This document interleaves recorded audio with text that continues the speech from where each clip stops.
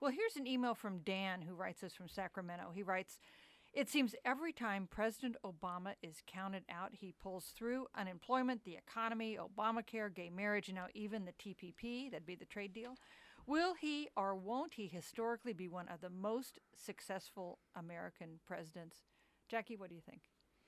Well, the email goes to the president's own point and his aides about himself that he's a fourth quarter player, and and it's been a sort of a point of frustration even to his supporters that sometimes he only comes alive when his back is up against the wall, and we've seen that here on a number of issues. I think there's no question he'll be seen as a consequential president.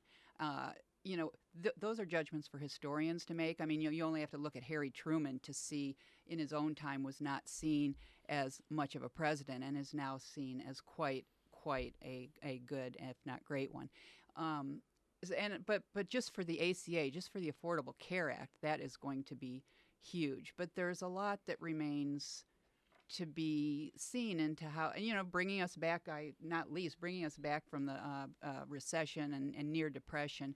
I think he actually doesn't get enough credit for that, working with the Federal Reserve. But, he has tried a lot and done a lot, and the second term is turning out to be consequential despite the resistance he's faced from Republicans. Susan, what do you think?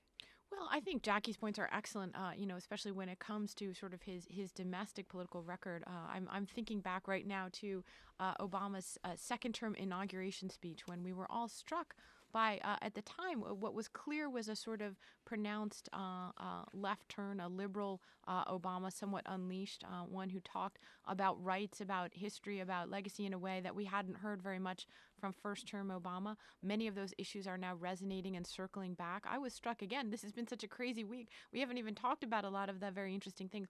Remember, this is also a president who, of course, is our first African-American president.